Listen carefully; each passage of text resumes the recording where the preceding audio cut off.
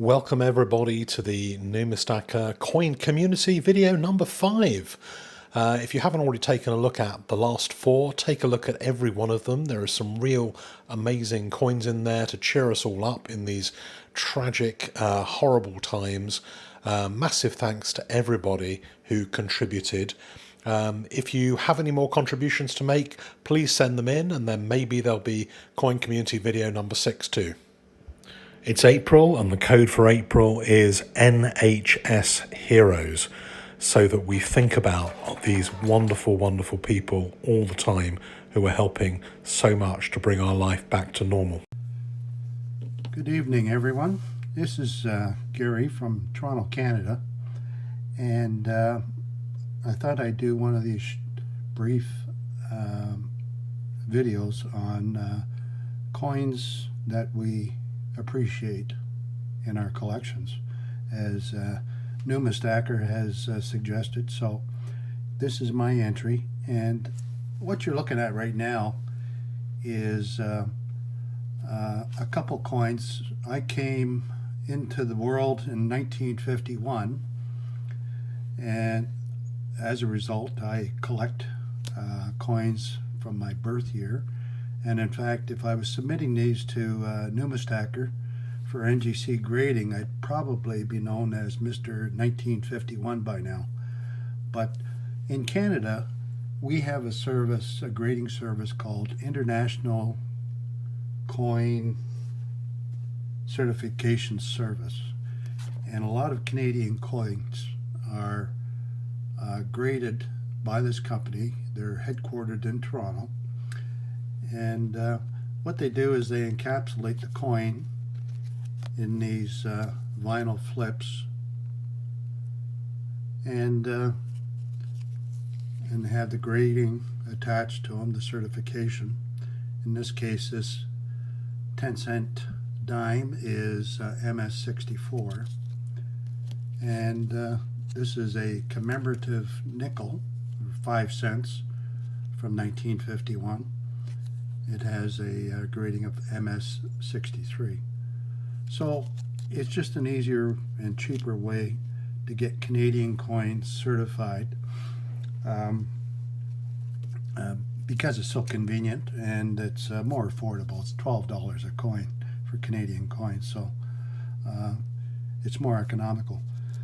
The reason why I show you these is in 1951, Canada produced this commemorative coin, and it depicts a refinery, and in this case a nickel refinery.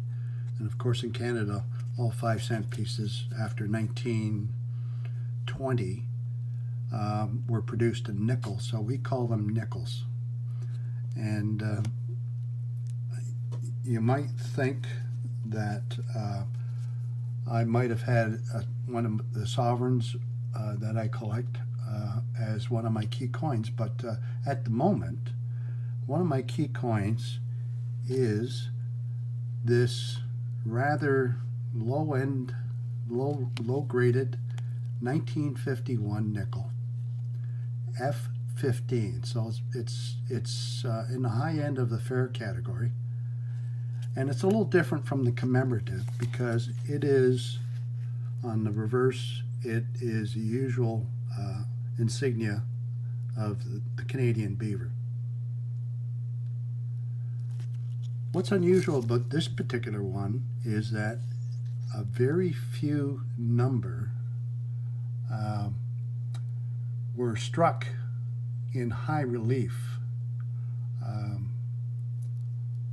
and on blanks that were steel, and then nickel plated, and a few of them got into circulation, but a rare few.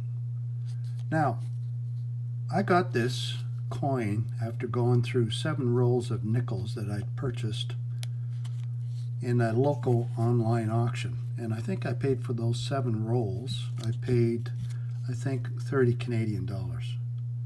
So I went through them. I thought, well, I might as well go through them all, see what I've got. I think 2 or 3 rolls were commemoratives, and one was just the 1951. So I went through them all, and out of all the nickels, I found this 1951 high relief nickel. Now, the big deal about this coin is that because it's high relief, it actually has a pretty significant value. And if you look just over here at Fair 12, it's $600, and VF20 is $850. So my $30 investment or purchase has turned out to be roughly about $700. So for the moment, this is my key coin. Good night.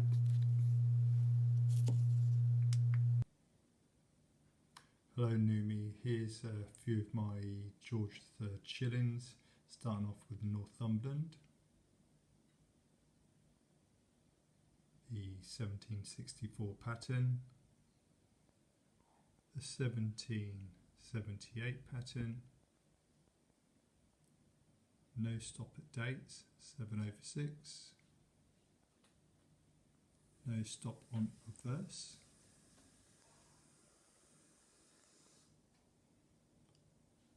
(1/1) with a retrograde,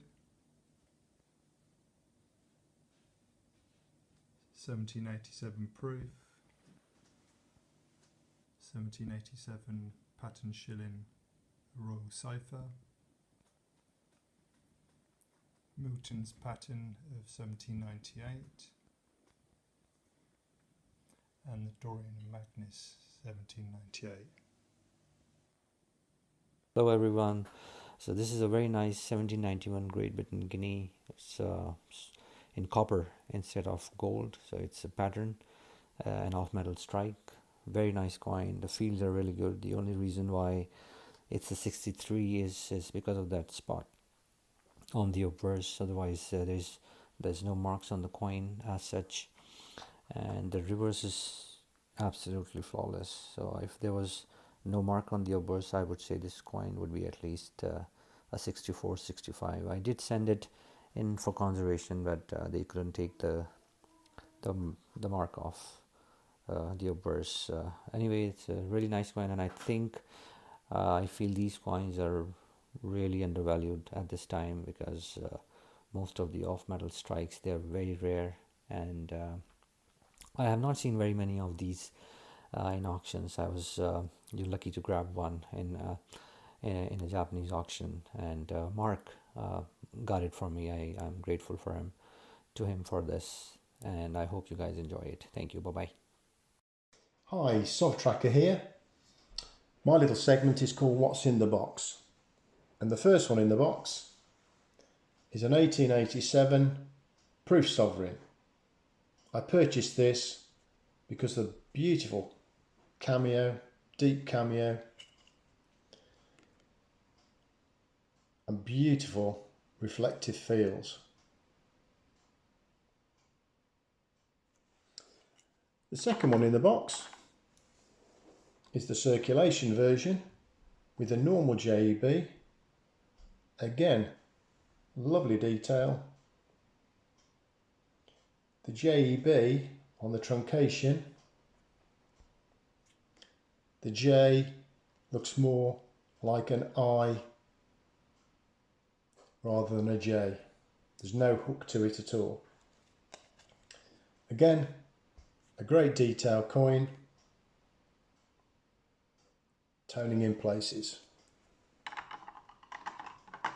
The final coin in the box today is Dish L2. Dish standing for David Iverson and Stephen Hill, and together they put together a catalogue, you can see here, and it formed part of David Iverson's collection. This one, the L2, is one that David Iverson never owned, and the JEB on this one, tiny JEB, and the J is far more hooked. And that's the end of today's What's in the Box. Hey Numi and everybody out there, Alden here, just popping in to say hello and sharing a few bunny rabbits.